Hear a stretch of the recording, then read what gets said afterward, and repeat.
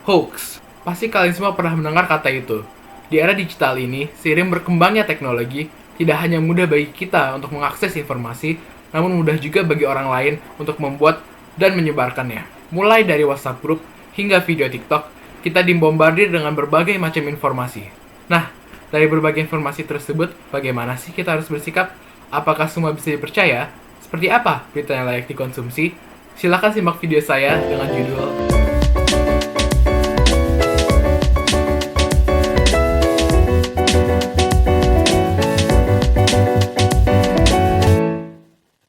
Dalam proyek ini, saya melakukan dua kegiatan riset, yaitu penyebaran angket dan wawancara. Angket saya sebarkan ke beberapa teman dengan tujuan memotret sejauh mana pengetahuan remaja terkait hoax. Nah, sekarang saya punya tantangan nih. Dari kedua teks ini, coba identifikasi manakah yang hoax. Menurut kalian yang mana? Silahkan klik layar untuk membaca. Oke, lanjut. Sekarang kita kenalan yuk dengan hoax. Secara sederhana, menurut KBBI, hoax adalah berita bohong. Tapi apakah setiap berita bohong adalah hoax? Berikut penjelasan dari Bapak Revolusi Riza Zulferdi, Wakil Pemimpin Redaksi CNN Indonesia TV.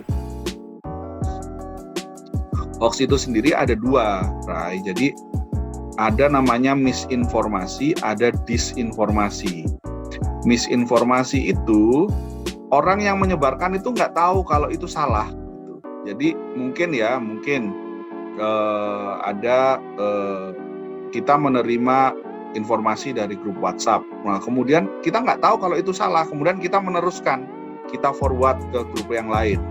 Nah, itu misinformasi, karena kita tidak tahu informasinya itu sebenarnya salah. Tapi ada informasi yang ada hoax yang namanya disinformasi. Nah, disinformasi itu orang memang sengaja membuat informasinya salah, jadi dia disengaja gitu. Jadi dia memproduksi sebuah informasi, disebarkan dengan sengaja bahwa itu memang salah gitu.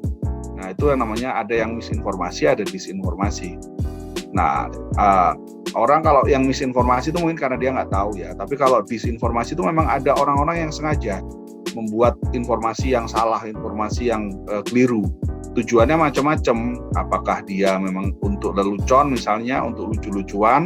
Tapi ada juga yang propaganda politik, kemudian ada tujuan mungkin propaganda bisnis dan sebagainya. Jadi menghancurkan. Nah, itu yang disinformasi. Nah, itu yang makanya kita harus hati-hati sekarang. Dari wawancara tadi, kita bisa mengetahui bahwa terdapat dua jenis hoax, yaitu misinformasi, berita salah yang dibuat serta disebar secara tidak sengaja, dan disinformasi, berita salah yang sengaja dibuat dan disebar secara sengaja.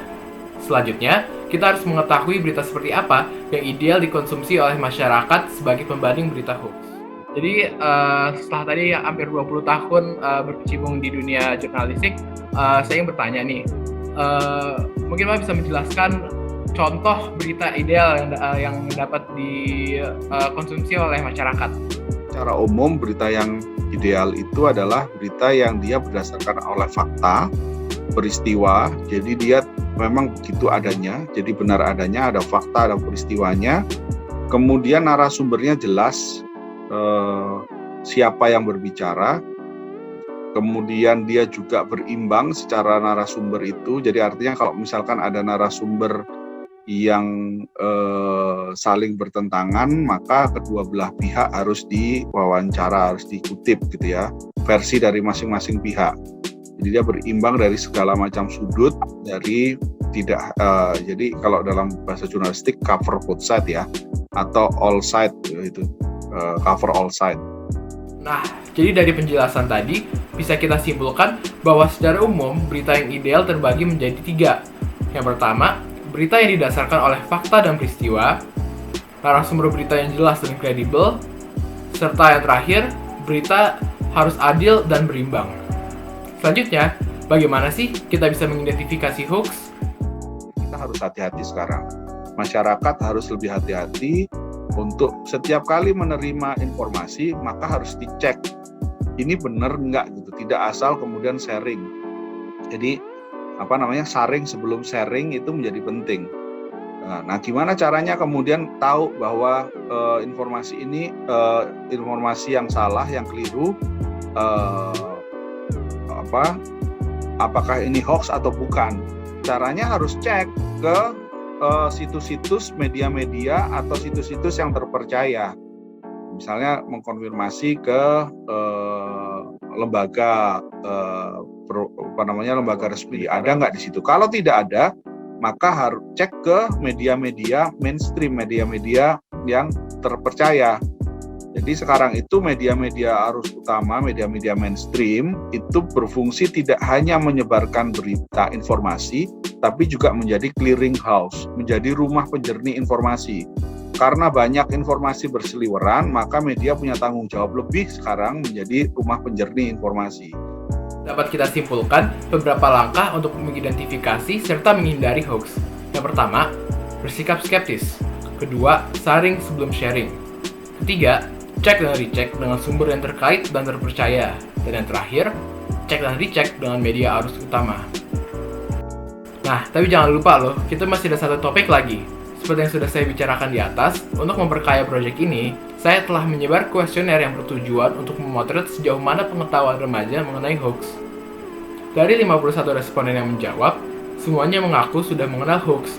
Namun terdapat 5 responden yang menjawab belum pernah menemukan hoax dan 5 responden yang gagal mengidentifikasi berita hoax. Adapun hoax paling sering ditemukan di media sosial seperti Instagram, WhatsApp Group, dan YouTube. Selanjutnya, 3 langkah utama yang dilakukan responden untuk mengidentifikasi hoax adalah melihat apakah isi berita wajar atau masuk akal, mencocokkan dengan berita lain, memeriksa apakah berita didasarkan pada sumber yang terpercaya. Dan untuk yang terakhir, dari kedua teks ini, untuk mengidentifikasi mana teks hoax, responden menentukan sebuah berita hoax dengan cara bentuk penyajian atau komposisi berita, jenis media, dan isi berita wajar atau masuk akal. Sebelum kita benar-benar menutup video, ini dia jawaban teks mana yang hoax. Jawabannya adalah teks 1. Apakah jawaban kalian sesuai? Semoga sesuai ya. Itu saja dari saya. Terima kasih sudah menonton. Maaf jika ada salah kata. Salam digital literasi.